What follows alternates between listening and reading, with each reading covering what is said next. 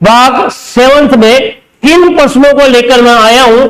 उन्हीं प्रश्नों को आप और हम दोनों मिलकर साथियों चर्चा करेंगे, जिससे आपको यह पता पड़ जाएगा कि आखिर अब तक आपने जो पढ़ा है वो कितना सार्थक हुआ या नहीं हुआ। अब ज्यादा समय खराब नहीं करेंगे, जुड़िए हमारे साथ मनोविज्ञान की प्रश्नोत्तरी 7 में। सबसे पहला क्वेश्चन आपकी मोबाइल की स्क्रीन पर दिखाई दे रहा होगा साथियों, देखिएगा क्वेश्चन क्या कहता है और उत्तर तक पहुंचने का प्रयास कीजिएगा। व्यवहारवाद मनोविज्ञान को मानता है। पहला ही क्वेश्चन बहुत ही जबरदस्त है, आपके दिमाग की गिनती को हिलाने वाला है कि व्यवहारवाद मनोविज्ञान को कैसा मानता है। पहला ऑप्शन है, क्या कौशल मानता है या प्रवृत्ति मानता है या उसकी विशेषता मानता है या विज्ञान मानता है। क्वेश्चन पूछा जा रहा है कि व्यवहारवाद मनोविज्ञान को मानता है, इसका मतलब व्यवहारवादियों के अनुसार मनोविज्ञान है। कैसा है? यदि आप ये उत्तर देते हो कौशल, तो ये मान के चलिएगा साथियों, यह आंसर आपका बिल्कुल बिल्कुल क्या है, गलत है, सही नहीं है। क्या है? गलत। क्यों गलत है? व्यवहारवाद मनोविज्ञान को कौशल नहीं मान सकता, क्योंकि कौशल की जो गणना होती है वो समाजीकरण में होती है। किसमें होती है? समाजीकरण में होती है। सामाजिक क्षेत्र में यदि कोई व्यक्ति उत्तम अंत्य क्रिया करता है और किसी न किसी कौशल या निपुणता अर्जित करके अपने व्यवहार में सुधार करता है, वो सामाजिकरण या सामाजिक गतिशीलता से संबंधित है। यदि प्रवृत्ति की यदि बात मानते हो तो यह भी आंसर आपका नहीं होगा, क्योंकि प्रवृत्तियों का जो संबंध है वो अगर देखा जाए वो अभिप्रेरणा से है। किससे है? अभिप्रेरणा से है, और एक तरह से इसे मूल प्रवृत्ति से निकट का संबंध मान लिया गया है। तो बिल्कुल, जो कि प्रवृत्ति की बात करें तो सिगमंड फ्राइड का नाम भी लिया जाता है, और साथ में प्रवृत्तियों की यदि बात करें तो मैकडूगल का नाम भी लिया जाता है। तो बिल्कुल आपको ये चीज समझ में आ गई होगी आखिर दूसरा ऑप्शन क्यों गलत हुआ, क्योंकि प्रवृत्तियों का जो संबंध होता है वो मनोविश्लेषणवाद से होता है। किससे होता है? मनोविश्लेषणवाद से होता है। सिगमंड फ्राइड ने 2 तरह की मूल प्रवृत्तियां बताई, जन्म मूल प्रवृत्ति और मृत्यु मूल प्रवृत्ति।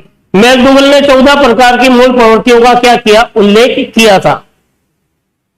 अब यदि आप आंसर विशेषता देते हो तो यह आंसर भी आपका क्या होगा साथियों? गलत होगा। क्यों गलत होगा?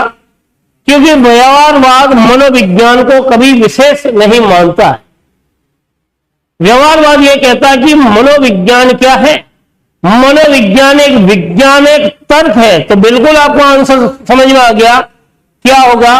तर्क होगा, जो कि सिद्धांत पर आधारित होगा, और जो सिद्धांत पर आधारित होगा वो विज्ञान से जुड़ा हुआ होगा। तो बिल्कुल व्यवहारवादियों में सबसे लोकप्रिय व्यक्ति वाटसन हुआ, जिसने व्यवहारवाद का इसे जनक भी कहते हैं। व्यवहारवाद को काफी लोकप्रियता दिलाने में इस वाटसन ने बहुत बड़ा योगदान दिया था। तो आपको बिल्कुल आंसर तक पहुंच गए होंगे कि व्यवहारवाद के अनुसार मनोविज्ञान क्या है साथियों? एक विज्ञान की कसौटी पर उतरने वाला मनोविज्ञान है। आगे चलिएगा, क्वेश्चन नंबर 2। यह भी काफी महत्वपूर्ण है क्वेश्चन नंबर 2, और क्वेश्चन को समझिएगा और उत्तर तक पहुंचेगा। क्या कहता है क्वेश्चन नंबर 2? थोड़ा सा कलर चेंज करते हैं इस बार। एक शिक्षक शिक्षण अधिगम प्रक्रिया में कक्षा के अधिकांश विद्यार्थियों की भागीदारी या शामिल सुनिश्चित करना चाहता है। शिक्षक को क्या अपनाना चाहिए? बिल्कुल व्यवहार पर आधारित अप्लाइड क्वेश्चन है ये। एक शिक्षक अपना शिक्षण अधिगम करा रहा है और कक्षा प्रक्रिया के दरमियान वे विद्यार्थियों की सहभागिता चाहता है, तो वह ऐसा क्या व्यवहार करे या कौन से मेथड को अपनाए जिससे बच्चा क्या हो, उसके शिक्षण अधिगम प्रक्रिया से जुड़े। यह क्वेश्चन कहना चाह रहा। तो पहला ऑप्शन दिया, क्या वो व्याख्यान मेथड को प्रयोग करे या व्याख्यान विधि का प्रयोग करे, या शिक्षक प्रदर्शन विधि का प्रयोग करे कि बच्चे शामिल हो जाए, क्या शिक्षक आगमन विधि का प्रयोग करे या शिक्षक परिचर्चा विधि का प्रयोग करे। बिल्कुल महत्वपूर्ण क्वेश्चन है, दिमाग की घंटी को हिलाने वाला क्वेश्चन है। देखिए, एक शिक्षक अगर आप होते तो आप अपने शिक्षण में बच्चों की भागीदारी सुनिश्चित करने के लिए क्या तरीका अपनाते हैं? यदि आप ये मानते हो कि व्याख्यान विधि को अपनाते तो ये आंसर आपका गलत है, क्योंकि लेक्चर मेथड में शिक्षक केवल क्या करता है, अपना व्याख्यान देता है। ये तो क्या है, एक तरफा है, एक तरफा है और शिक्षक आधारित है। किस पर आधारित है? शिक्षक आधारित है। इसका मतलब इस मेथड के प्रयोग से छात्र की सहभागिता नहीं होगी। यदि आप आंसर देते हो प्रदर्शन विधि, तो यह आंसर भी आपका बिल्कुल गलत है। प्रदर्शन में क्या होता है, छात्र केवल जो शिक्षक अभिव्यक्त कर रहा है उसका अवलोकन करता है। तो प्रदर्शन एक तरह से किस पर हो गई, शिक्षक केंद्रित हो गई। यह भी प्रदर्शन क्या होगी, शिक्षक केंद्रित हो गई। केवल जो बच्चा है यह केवल क्या हो गया, दर्शक के रूप में हो गया और केवल सुन रहा है जो शिक्षक कह रहा है। तो दर्शक सर्वे का संबंध किससे हो गया, प्रदर्शन विधि से हो गया। यदि साथियों आप उत्तर देते हो आगमन विधि, तो यह आंसर आपका बिल्कुल बिल्कुल गलत होगा, क्योंकि आगमन विधि में शिक्षक केवल क्या कर रहा है, शिक्षक उदाहरण दे रहा है। क्या दे रहा है साथियों, उदाहरण दे रहा है। तो उदाहरण के माध्यम से समझा रहा है, तो बच्चा उस उदाहरण को देख रहा है, लेकिन उसकी सहभागिता में शामिल हो या ना भी हो। तो आगमन विधि जो कि व्याकरण शिक्षण पर आधारित है, कौन से शिक्षण पर आधारित है, व्याकरण शिक्षण पर आधारित है। और यदि देखा जाए तो इसका संबंध विज्ञान शिक्षण से रहता है। किससे रहता है, विज्ञान शिक्षण से रहता है। तो यह भी एक तरह से क्या है, शिक्षक केंद्रित हो गई। तो यह आंसर नहीं होगा। तो बिल्कुल आपको यह पता पड़ गया होगा, आपका आंसर जो होगा वो परिचर्चा विधि होगी, जिसमें क्या होगा, एक समस्या दे दी जाती है, उस पर शिक्षक और छात्र दोनों की परिचर्चा होती है और उस परिचर्चा में शिक्षक के साथ छात्र भी जुड़ता है। तो परिचर्चा में क्या होगी, सहभागिता रहेगी। परिचर्चा विधि में क्या रहेगी, सहभागिता रहेगी। तो बिल्कुल डी आंसर क्या होगा, बिल्कुल सही होगा। और ये पिछली भर्ती परीक्षा में आया हुआ सवाल भी है। तो चलिए नेक्स्ट क्वेश्चन की तरफ। क्वेश्चन नंबर 3, तीसरा क्वेश्चन क्या कहता है, क्या समझाने का प्रयास कर रहा। क्वेश्चन नंबर 3 पर जाइएगा। देखिए, शिक्षण का आधारभूत प्रतिरूप के प्रणेता है। बहुत ही महत्वपूर्ण है क्वेश्चन। प्रकृति को समझिए क्वेश्चन की। शिक्षण का आधारभूत प्रतिरूप के प्रणेता किसे माना गया है? क्या वो वाटसन है, अथवा मैं यूं कहूं वुडवर्थ है, या वो ग्लेसर है, या उपयुक्त सभी है, जो कि शिक्षण के आधारभूत प्रतिरूप के प्रणेता माने जाते। तो देखिएगा, अपन शुरुआत करते हैं ऊपर से। पहला ऑप्शन हो गया गलत, क्योंकि ये शिक्षण का आधारभूत प्रणेता नहीं है। ये तो वाटसन व्यवहारवाद का जनक है, व्यवहारवाद का जनक है। तो आपको पता हो गया ये क्यों गलत हुआ। यदि आप उत्तर देते हो वुडवर्थ, तो ये भी क्या हो गया, गलत है, क्योंकि ये शिक्षण विधि में प्रश्नावली विधि का प्रेरक है। प्रश्नावली विधि का प्रेरक माना गया है इसको।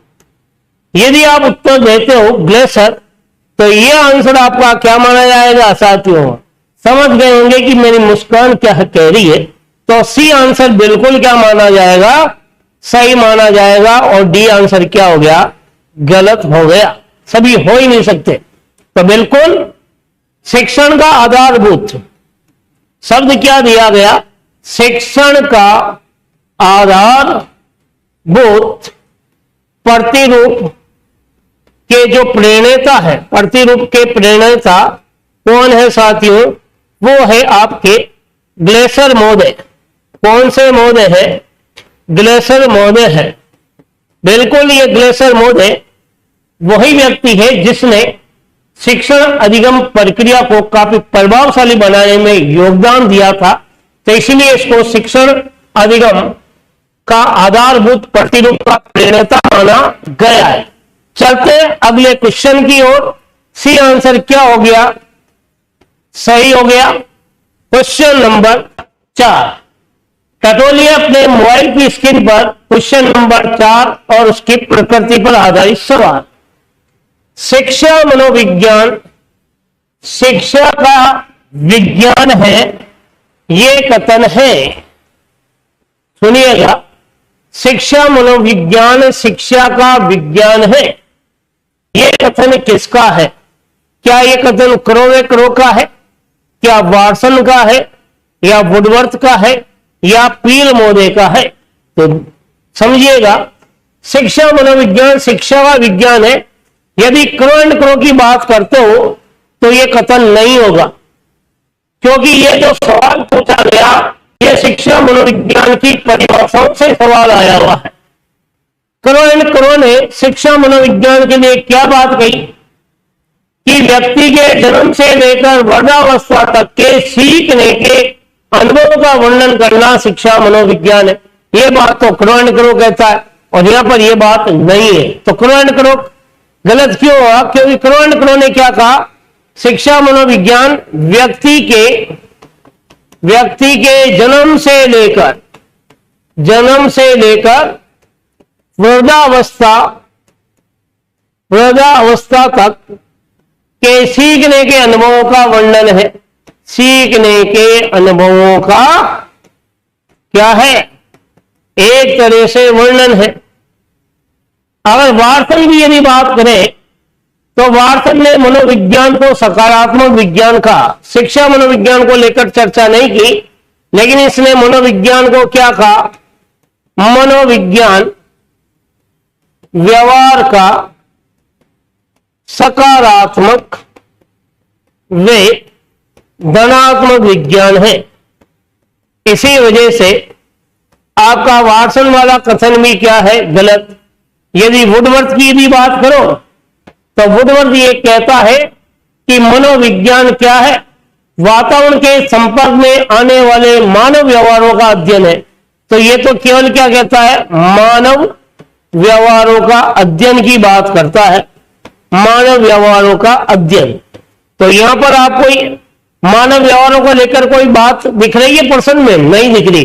तो इसलिए यह आंसर भी क्या हो गया? गलत हो गया। तो आपके सामने जो आंसर है वो किसका है? देखिएगा, वो आंसर जो होगा वो है आपके पील मोदे का आंसर। बिल्कुल जो ऑप्शन है पील मोदे का, ये बिल्कुल सही है, डी ऑप्शन। क्योंकि यही वो व्यक्ति है जिसने शिक्षा मनोविज्ञान के लिए एक बात कही कि शिक्षा मनोविज्ञान शिक्षा का क्या है? विज्ञान है। सेकंड ग्रेड हिंदी में यह क्वेश्चन पूछा गया है।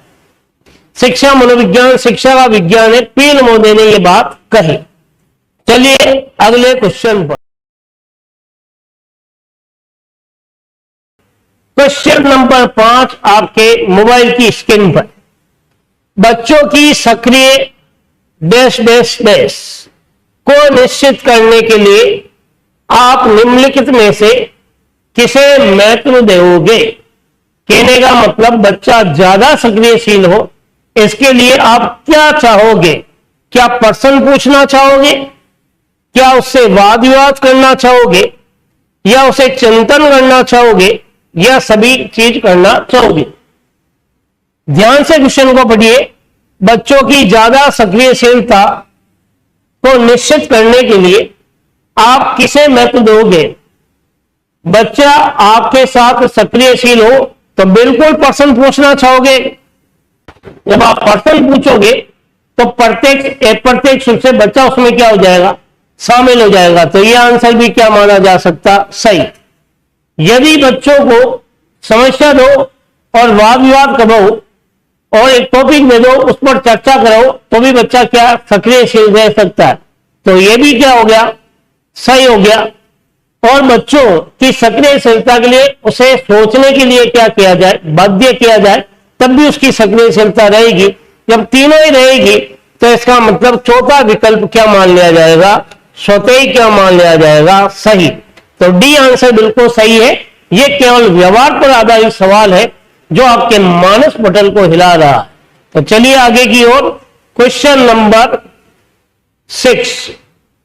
ये आपके मोबाइल की स्क्रीन पर ऐसा क्वेश्चन आ रहा है जैसे मान लेते कि कोई काजू कतली आ रही है, ठीक है ना। तो देखिएगा क्वेश्चन नंबर 6, शिक्षा में मनोवैज्ञानिक दृष्टिकोण का सूत्रपात किया था। शिक्षा में मनोवैज्ञानिक दृष्टिकोण का सूत्रपात किसने किया था? बहुत ही महत्वपूर्ण क्वेश्चन है। शिक्षा में मनोवैज्ञानिक दृष्टिकोण का सूत्रपात यदि आप अरस्तु कहते हो तो यह आंसर आपका बिल्कुल बिल्कुल गलत हो जाएगा। क्यों गलत हो जाएगा? कि अरस्तु ने शिक्षा में मनोवैज्ञानिक दृष्टिकोण का सूत्रपात नहीं किया था। अरस्तु ने तो केवल मनोविज्ञान को आत्मा का विज्ञान कहा था। मनोविज्ञान को आत्मा के विज्ञान के रूप में परिभाषित किया था। आत्मा के विज्ञान के रूप में परिभाषित करने का श्रेय दिया गया। करने का क्या है? श्रेय दिया गया। बिल्कुल समझ गए होंगे। प्लेटो की यदि बात करें तो इसने भौतिकवाद का समर्थन किया है। इस वजह से यह भी क्या है?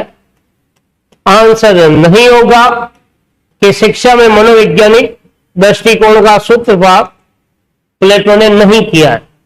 रूसो की बात करें तो यह आंसर क्या हो गया? बिल्कुल करेक्ट हो गया, क्योंकि रूसो ने एक किताब लिखी थी, उस किताब का नाम इमाइल था, जिसको एमिला भी कहते हैं।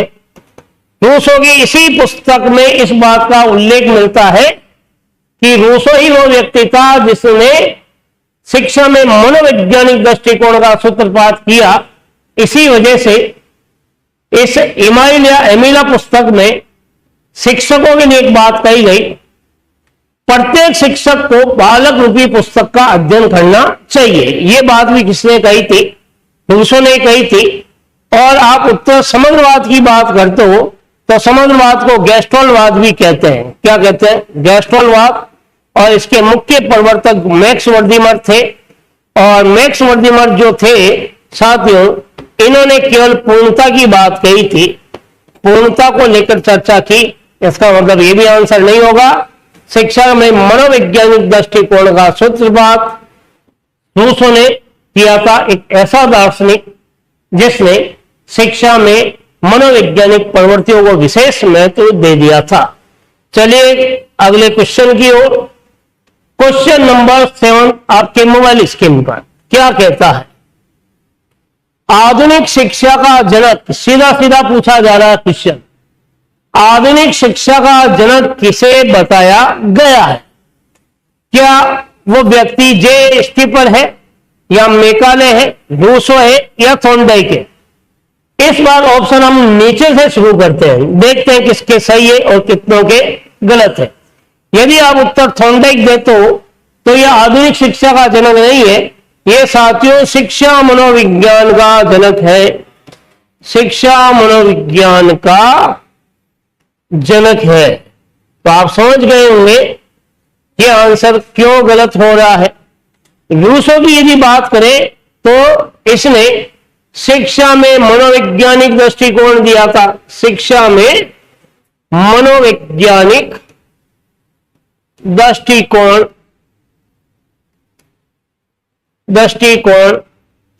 के प्रणेता थे। शिक्षा में मनोवैज्ञानिक दृष्टिकोण के क्या थे? प्रेरणा थे। तो यह भी आंसर नहीं है। मेकाले की यदि बात करो तो यह तो बिल्कुल ही नहीं होगा। हालांकि मेकाले को लेकर यह कहा जाता है कि आधुनिक शिक्षा पर इसने कार्य किए होंगे, लेकिन आधुनिक शिक्षा की जनक की यदि बात करें तो डायरेक्ट उत्तर आता है जे स्टीपर जो था, जिसे आधुनिक शिक्षा का जनक इसलिए कहा जाता है क्योंकि इसने शिक्षा शास्त्र को लेकर काफी चर्चा की। शिक्षा के विषय पर काफी इतनी सारी चीजें इसने लिख डाली, जिसके कारण इसे आधुनिक शिक्षा का प्रणेता या आधुनिक शिक्षा का जनक भी कहा जाता है। तो देखिएगा आंसर जो हुआ ए ऑप्शन बिल्कुल क्या हो गया? सही माना गया है। चलिए क्वेश्चन नंबर 8, निम्नलिखित में से कौन सा शिक्षण का चर नहीं है? चर का मतलब होता वेरिएबल नहीं है। तो शिक्षण का कौन सा चर नहीं है? सवाल यहां से पूछा जा रहा है कि शिक्षण का चर कौन सा नहीं है। तो शिक्षण के चर की यदि बात करूं तो डायरेक्ट मैं उत्तर तक ले जा रहा हूं। शिक्षण के चर कौन कौन से हैं? तो सबसे पहला चर होता है शिक्षक। ये क्या होता है? स्वतंत्र चर होता है। दूसरा होता है छात्र। ये कैसा होता है? आश्रित चर होता है। शिक्षक के अधीन रहकर सीखता, इसलिए इसको क्या कहा गया? आश्रित। और तीसरा जो चर है वो पाठ्यक्रम है। तब सोचिएगा इसमें कौन सा ऑप्शन नहीं मिल रहा है? तो अभिभावक शिक्षण प्रक्रिया का चर नहीं है। इस वजह से आंसर डी को क्या माना गया? सही माना गया। तो शिक्षक नहीं, छात्र नहीं, पाठ्यक्रम नहीं, आंसर क्या हो गया? ये जो डी आंसर है वो बिल्कुल सही माना गया। बिल्कुल शिक्षण के चर आपको याद है तो निश्चित आप उत्तर तक पहुंच सकते हैं। तो चलिए अगले क्वेश्चन की तरफ। क्वेश्चन नंबर 9 आपकी मोबाइल की स्क्रीन पर। क्वेश्चन नंबर 9 क्या कहता है? एक शब्द दिया यहां पर साथियों, अस्मिता के विकास का संबंध। अस्मिता के विकास का संबंध है किससे है? किशोरावस्था से है, शैशवावस्था से है, बाल्यावस्था से है, या वृद्धावस्था या प्रौढ़ावस्था से? अस्मिता की बात आते ही बिल्कुल उत्तर आप तक पहुंच गए होंगे आप। ए ऑप्शन सही माना जाता है। अस्मिता का जो संबंध होता है सर्वाधिक किशोरावस्था से रहता है। शैशवावस्था में यदि देखते हैं सिगमंड फ्रायड ने इसे सर्वाधिक कामुकता की अवस्था कहा, लेकिन अस्मिता को लेकर कोई चर्चा नहीं की। बाल्यावस्था की यदि बात करें तो इसे नैतिक और सामाजिक विकास की सर्वाधिक अवस्था है। इसमें भी अस्मिता का योगदान नहीं है और प्रौढ़ावस्था में भी अस्मिता का कोई उल्लेख नहीं मिलता। तो बिल्कुल अस्मिता का संबंध जो होता है वो किशोरावस्था से है। और इस अस्मिता के संबंध में स्टर्नले हॉल ने भी कहा था, क्या नाम था? स्टर्नले हॉल, जिसे किशोर मनोविज्ञान का जनक भी कहते हैं। इसी व्यक्ति ने कहा किशोरावस्था तो वास्तव में देखा जाए अस्मिता का युग है। किसने कहा था? हॉल ने कहा था। तो बिल्कुल आप समझ गए होंगे ए ऑप्शन क्यों सही हो रहा है।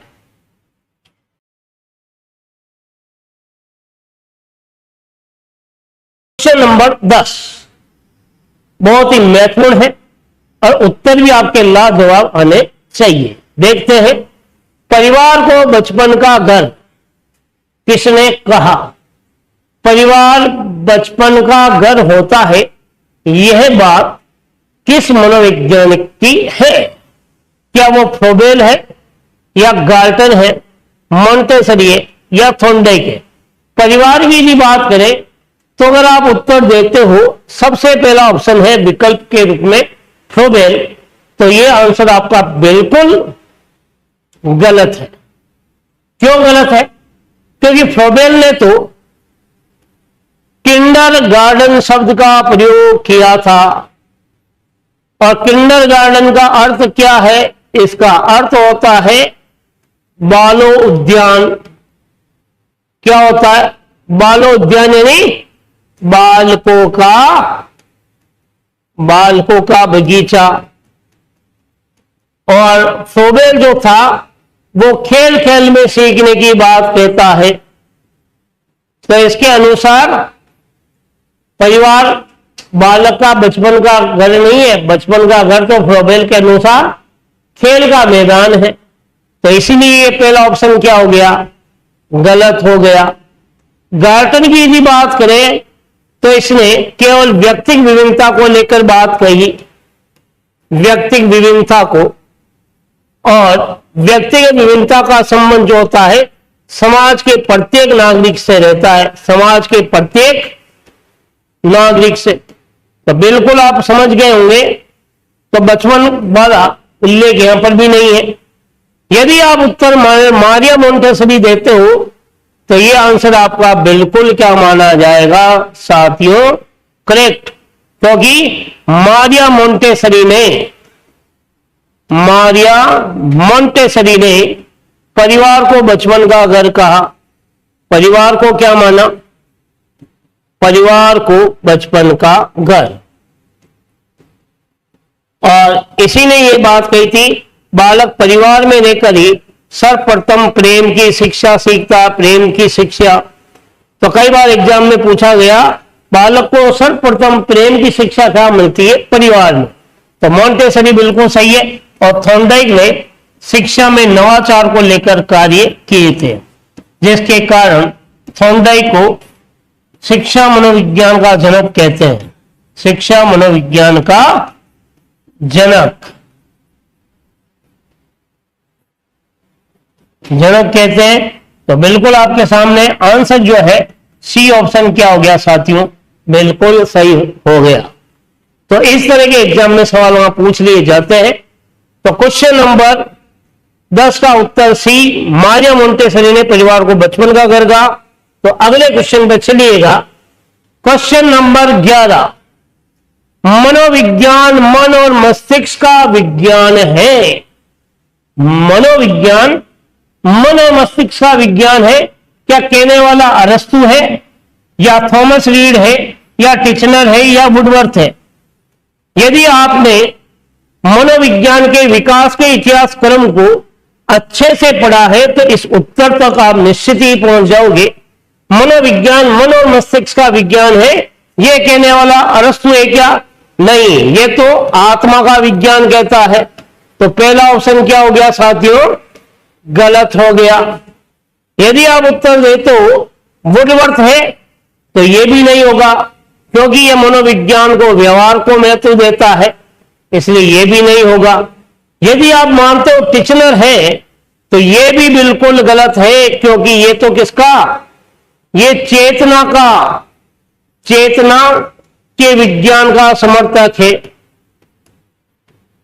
मनोविज्ञान के चेतना के विज्ञान का समर्थक कौन है? टिचनर है, क्योंकि टिचनर जो है वो विलियम वुंट का शिष्य है। विलियम वुंट का शिष्य है, और विलियम वुंट ने चेतना का समर्थन किया था, तो इसके शिष्य ने भी चेतना का समर्थन किया। तो मनोविज्ञान मन और मस्तिष्क के विज्ञान की यदि बात करो तो आपके सामने केवल बी ऑप्शन दिखाई दे रहा है, थॉमस रीड, जिसने मनोविज्ञान को क्या माना? मन वे मस्तिष्क का विज्ञान माना। मस्तिष्क का विज्ञान, मन और मस्तिष्क का विज्ञान कहने वालों में प्रथम व्यक्ति जो था, यदि उसकी बात करूं तो वो कौन था? इटली का निवासी जो था, उसने मनोविज्ञान को शुरुआती दौर में मन और मस्तिष्क का विज्ञान माना, जिसे हम पंपोनोजी के नाम से जानते हैं। तो पहला व्यक्ति कौन था? पंपोनोजी, जिसने मनोविज्ञान को मन और मस्तिष्क का विज्ञान माना। इसके अलावा थॉमस रीड था, जो ऑप्शन में आपको दिखाई दे रहा है। और यदि देखते हैं थॉमस रीड, जॉन लॉक था, फिर और किसने माना? फिर जॉन लॉक के बाद बर्कली था। तो Thomas read, John Locke, Berkeley, एक व्यक्ति होबस था, और एक व्यक्ति स्पेन रोज भी था। स्पेन रोज, जिसे स्पेनिश भी कहा गया। ये ऐसे व्यक्ति थे जिन्होंने मनोविज्ञान को मन और मस्तिष्क का विज्ञान माना, और ये विज्ञान 17वीं शताब्दी तक माना। कौन सी शताब्दी तक? 17वीं शताब्दी तक मन व मस्तिष्क का विज्ञान। तो बिल्कुल आप समझ गए होंगे आखिर यह उत्तर क्यों सही है। तो बी आंसर जो है वो बिल्कुल करेक्ट है साथियों। चलिए अगले क्वेश्चन की ओर। क्वेश्चन नंबर 12 आपके मोबाइल की स्क्रीन पर पूछा हुआ है क्वेश्चन, और शिक्षक भर्ती को मद्देनजर रखते हुए काफी महत्वपूर्ण है। पहले तो आपको समझना है कि नासिज्म का संबंध है कौन सी अवस्था से है। क्या बाल्यावस्था, शैशवावस्था, किशोरावस्था या प्रौढ़ावस्था? आप जब तक नासिज्म के अर्थ को नहीं समझोगे तब तक आप इसका संबंध किस अवस्था से है यह उत्तर तक नहीं पहुंच पाओगे साथियों। तो पहले तो चीज समझिएगा, नासिज्म का अर्थ क्या है। बात कर रहा हूं मैं इस नासिज्म को लेकर। इस नासिज्म का अर्थ यदि देखा जाए तो आपके मोबाइल की स्क्रीन पर लिखा जा रहा है। नासिज्म का जो अर्थ है वो है आत्म प्रेम। बिल्कुल समझ गए होंगे कौन सी अवस्था आत्म प्रेम की अवस्था है। तो बिल्कुल उत्तर है शैशवावस्था आत्म प्रेम की अवस्था होती है। तो नासिज्म का संबंध किससे है? शैशवावस्था से है। टोली दल का संबंध किससे है? टोली दल या फिर मैं यूं कहूं गैंग एज, ये सारी की सारी किससे है? बाल्यावस्था से। मिथ्या परिपक्वता का काल भी किससे है? बाल्यावस्था से है। और यदि अपन देखते हैं मिथ्या परिपक्वता का काल, झूठ बोलने की अवस्था और बिना उद्देश्य भ्रमण की अवस्था भी कहा गया बाल्यावस्था को। लेकिन नासिज्म क्या है? शैशवावस्था से। किशोरावस्था संघर्ष का काल है साथियों, तूफान का काल है और वीर पूजा का काल भी कहा गया है। कई जगह से बसंत ऋतु का काल भी कहा गया है, बसंत ऋतु का काल। तो बिल्कुल यहां पर बहुत सारे सवाल तैयार हो रहे और प्रौढ़ावस्था का कहीं उल्लेख नहीं मिलता।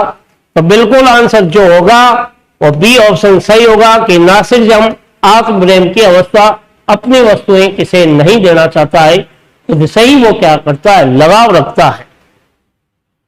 क्वेश्चन नंबर 13 बहुत ही मार्मिक है और बहुत ही जबरदस्त है और अधिगम के सिद्धांत पर आधारित है। निम्न में से कौन सा जोड़ा गलत है? यदि अधिगम के सिद्धांतों को आपने अच्छे से पढ़ा है और उन सिद्धांतों में कौन कौन से मनोवैज्ञानिक ने किन पर प्रयोग किए हैं वो अच्छे से पढ़े हैं तो उत्तर तक आप पहुंच जाओगे। देखिए कौन सा विकल्प गलत है। स्किनर ने जो सिद्धांत दिया था क्रिया प्रसूत का सिद्धांत दिया था। कौन सा दिया? क्रिया प्रसूत। प्रयोग क्या किया था?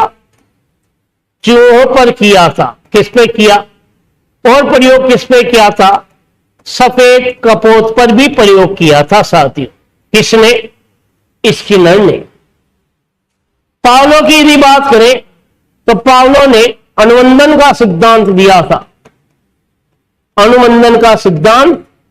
और प्रयोग की यदि मैं बात करूं तो इसने डोग पर प्रयोग किया था और लार्वे ग्रंथि पर कार्य किया। थॉर्नडाइक की बात करें तो संयोजनवाद का सिद्धांत दिया था। संयोजनवाद का सिद्धांत। और एकमात्र व्यक्ति था जिसने सर्वाधिक पशु पक्षियों पर प्रयोग किए थे लेकिन अपने सिद्धांत में बिल्ली को विशेष महत्व दिया था और मछली का टुकड़ा भी रखा था उसके सामने, जो कई किताबों में मांस का टुकड़ा भी कहते हैं। एक्चुअली है क्या? मछली का टुकड़ा। और कॉलर की यदि बात करें तो इसने सूच का सिद्धांत दिया था। सूच का सिद्धांत जिसे इनसाइड थ्योरी का सिद्धांत भी कहते हैं, अव्यववाद का सिद्धांत भी कहते हैं। प्रयोग की बात करें तो चिंपैंजी को रखा था।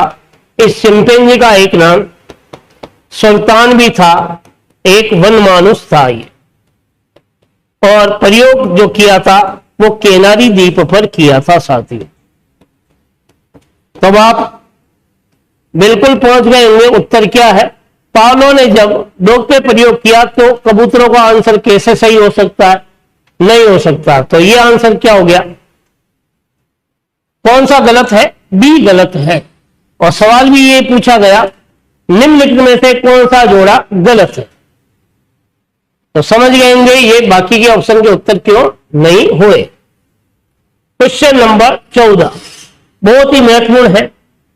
प्रश्न को ध्यान से पढ़ने पर उत्तर तक पहुंच सकते हो। देखिएगा स्किनर ने क्रिया प्रसूत अनुबंधन सिद्धांत जिसे ऑपरेट कंडीशनिंग थ्योरी के अनुरूप में निम्नांकित में से कौन सा सही नहीं है। कहने का मतलब स्किनर ने जो क्रिया प्रस्तुत सिद्धांत दिया, जिसे ऑपरेट कंडीशनिंग थ्योरी का सिद्धांत भी कहते हैं, इस 4 ऑप्शन में से कौन सा विकल्प है जो गलत है, जो क्रिया प्रस्तुत सिद्धांत पर आधारित नहीं है, यह सवाल पूछा जा रहा है। पहला ऑप्शन है यह विद्यार्थियों को उनकी गति से सीखने पर बल देता है। दूसरा ऑप्शन, इसका मत है कि आधारभूत बातें प्रारंभ में ही सिखा देनी चाहिए, यह क्या पढ़ाया जाना है और इसकी स्पष्टता पर बल देता है। और चौथा ऑप्शन, विद्यार्थियों को अंतर्दृष्टि अधिगम हेतु छोड़ देना चाहिए कि बालक स्वतः ही सीखे, अंतर्दृष्टि के माध्यम से सीखे। देखिएगा कौन सा विकल्प सही नहीं है जो स्किनर के सिद्धांत पर आधारित नहीं है।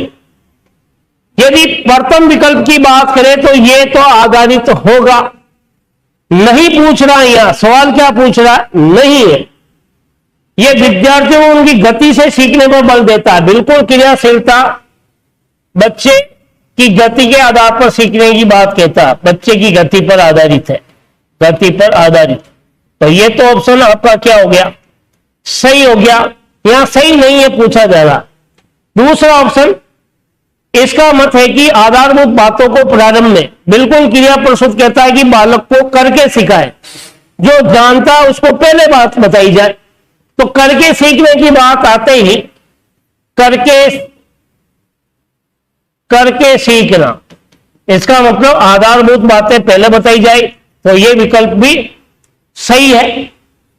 तीसरे नंबर की यदि बात करें, यह क्या पढ़ाया जाना है इसकी स्पष्टता, क्योंकि क्रिया प्रस्तुत कहता है कि बालक को करके सिखाया जाए, तो उद्देश्य क्या होने चाहिए, स्पष्ट। तो बिल्कुल सी ऑप्शन भी क्या हो गया, सही। लेकिन डी है जो सूझ के सिद्धांत की बात कहता है, सूझ के सिद्धांत की बात कहता है, यह आंसर क्या हो गया, गलत है। तो यह विकल्प क्या हो गया, गलत। और यहां यही पूछा जा रहा है कि निम्नलिखित में से कौन सा विकल्प गलत है, तो डी विकल्प क्या हो गया, गलत हो गया। तो डी आंसर क्या हो गया, सही। बाकी ये पहला, दूसरा और तीसरा आंसर क्या हो गया, गलत हो गया। तो समझ गए होंगे आप लोग कि आखिर डी उत्तर क्यों हुआ। चलिए मेरे साथ अगले क्वेश्चन की ओर। एक नया क्वेश्चन, एक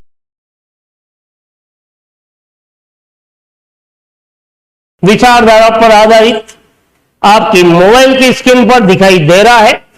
समीप विकास क्षेत्र, जिसको जेपीडी भी कहते हैं, इसकी अवधारणा किसके द्वारा दी गई। क्या प्याजे था, बंडूरा था, वाइकोटोस्की था या स्किनर था। सोचिएगा, अपने बुद्धि पर बल दीजिएगा। समीप या समीपता विकास का जो क्षेत्र है, यह अवधारणा किसकी है। चलिए एक एक पर चर्चा करते हैं। यदि आप सोचते हो प्याजे की, तो गलत है, क्योंकि प्याजे की अवधारणा साथियों संज्ञानात्मक है और बुद्धि और वातावरण की अनुकूलता पर आधारित है। तो समझ गए होंगे पहला ऑप्शन क्यों गलत हो रहा है। दूसरा ऑप्शन, यदि बंडूरा या बांडूरा की बात करते हो, तो यह भी आंसर क्या हो गया, गलत। क्योंकि बांडूरा जो था वो सामाजिक संज्ञानात्मक सिद्धांत की बात कहता है, सामाजिक संज्ञानात्मक अधिगम को लेकर बात कहता है। तो यह भी आंसर क्या हो गया, गलत हो गया। और वाइकोटोस की बात कहते हो, तो साथियों यह आंसर बिल्कुल बिल्कुल सही है, क्योंकि वाइकोटोस ही वो व्यक्ति है जिसने समीप विकास क्षेत्र की बात कही है, जिसको जेपीडी के नाम से भी संबोधित किया गया। स्किनर की यदि बात करें तो यह गलत है, क्योंकि इसने केवल क्रिया प्रस्तुत को महत्व दिया था। तो समझ गए होंगे आंसर क्या है। सी आंसर बिल्कुल सही माना जाएगा, क्योंकि वाइकोटोस्की एक ऐसा मनोवैज्ञानिक है जिसने समीपता क्षेत्र पर जेपीडी की अवधारणा प्रस्तुत की। और बिल्कुल यदि आपने सिद्धांत को अच्छे से पढ़ा है तो बिल्कुल उत्तर तक आप पहुंच सकते हो। चलिए अगले क्वेश्चन की ओर। क्वेश्चन नंबर 16 आपकी मोबाइल की स्क्रीन पर काफी महत्वपूर्ण है। निम्नलिखित में से कौन सा संपत्ति ऐसा कौन सा संपत्ति है जो बांडुरा की सामाजिक अधिगम के सिद्धांत से संबंधित नहीं है। तो बांडुरा, अल्बर्ट बांडुरा ने जो सामाजिक अधिगम का सिद्धांत दिया उस सिद्धांत से मेच खाता हुआ कौन सा संपत्ति नहीं है।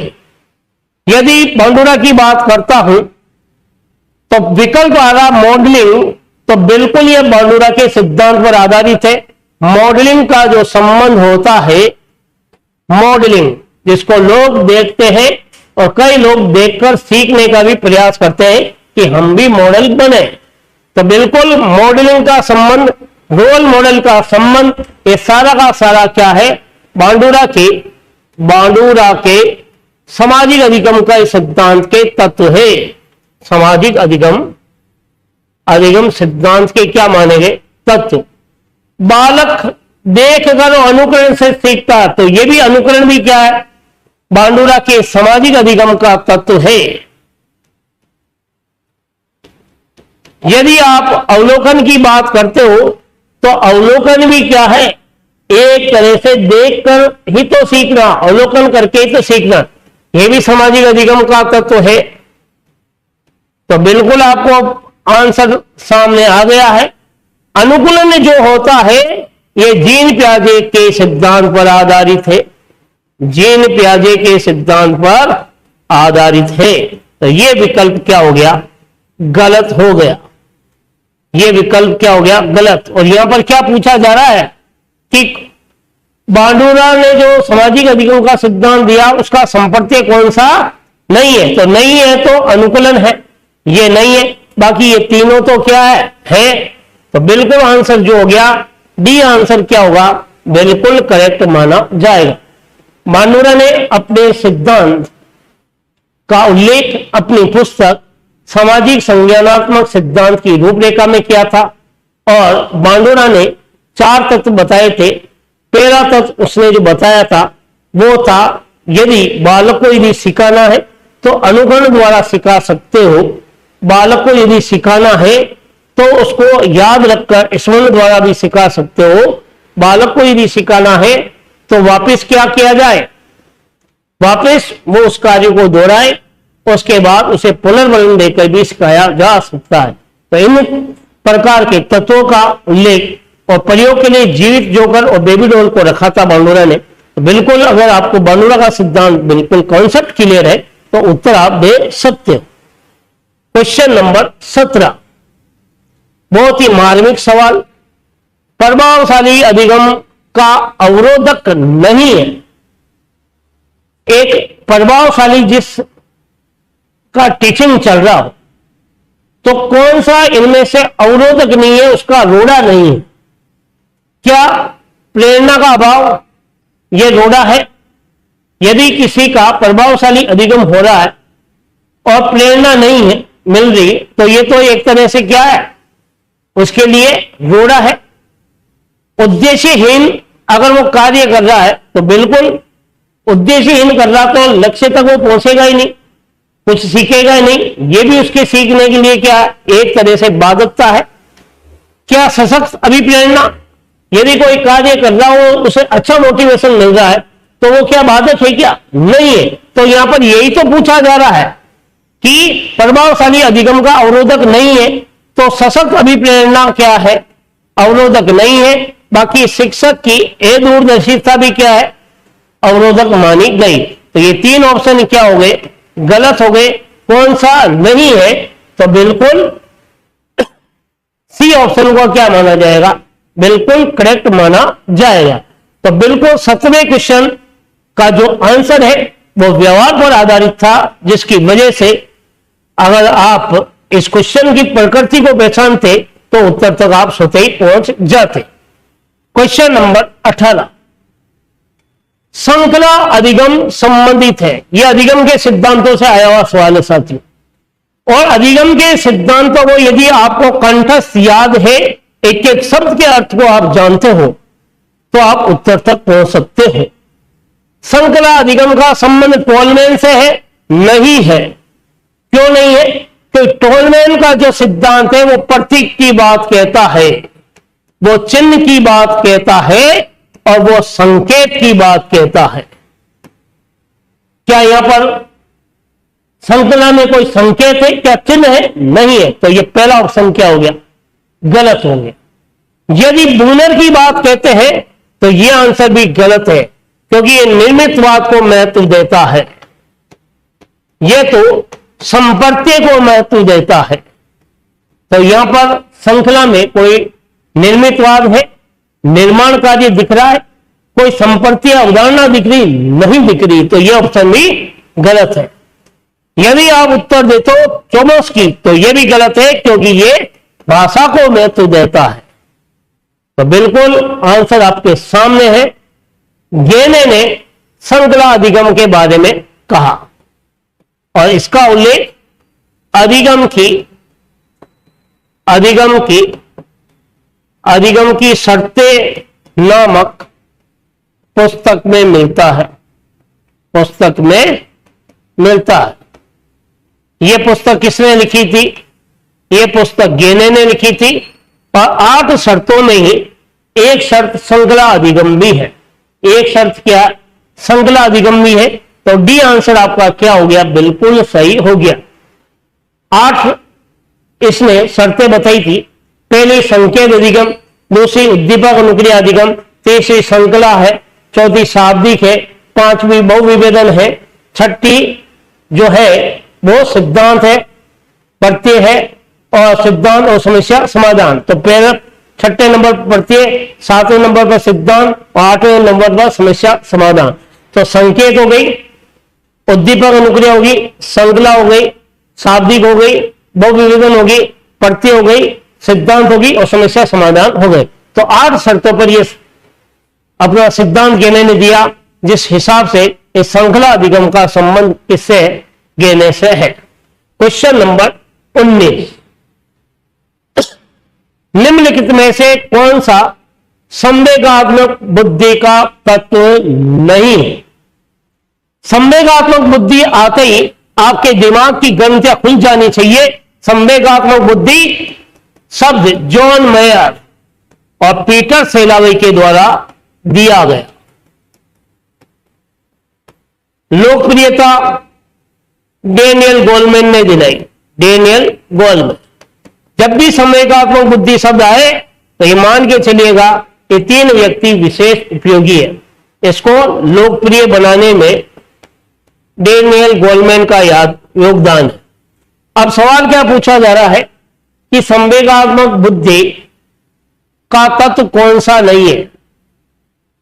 देखिए साथियों, संवेगों का प्रबंधन, संवेग शब्द आ रहा, निश्चित संवेगात्मक बुद्धि है।